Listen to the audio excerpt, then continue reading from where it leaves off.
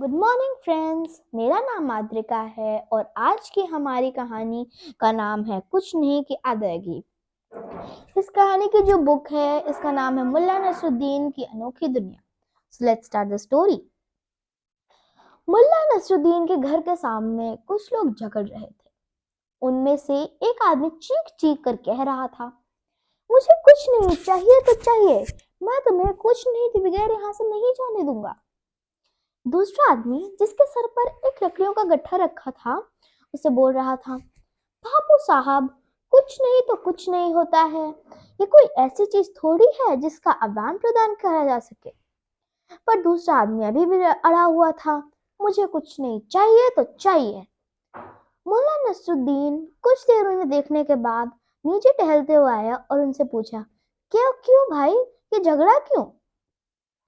जिस आदमी के सर पर गट्ठर था उसने रुआसी स्वर में कहा, हुजूर, ये मैंने इन साहब से कहा कि साहब हम मेरी लकड़ियां अपने सर पर रखने में मदद कर दीजिए। इन साहब ने कहा कि उसके मेहनताने के रूप में क्या दोगे? मैंने साहब इनसे कहा था मैं कुछ नहीं दे पाऊंगा। अब ये मुझसे बोल रहे हैं कि मुझे कुछ नहीं दो। अब आप ही बताइए, कुछ नहीं कोई ऐसी चीज तो है नहीं जिसको आदान प्रदान करा जा सके, है ना? फिर उसके बाद मुल्ला नसरुद्दीन ने दूसरे आदमी की तरफ अपनी नजरों से सवाल किया कि तुम्हें कुछ कहना है?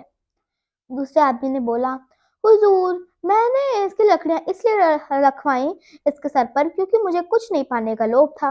अब आप बताइए, मैं इसे कुछ नहीं लिए दिए बगैर कैसे जाने दूं यहाँ से? मुल्ला नसरुद्दीन को सारा मामला समझ आ गया।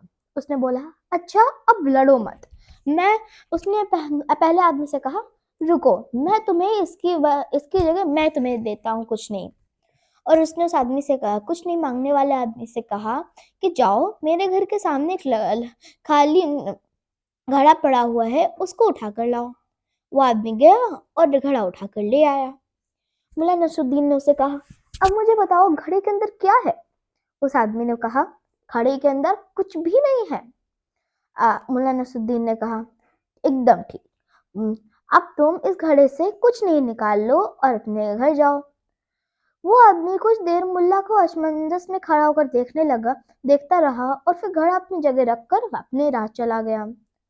मुल्ला ने लकड़ी वाले आदमी से भी कहा कि भाई अब तुम भी जाओ, और अपने घर की तरफ रुख कर लिया। Thank you.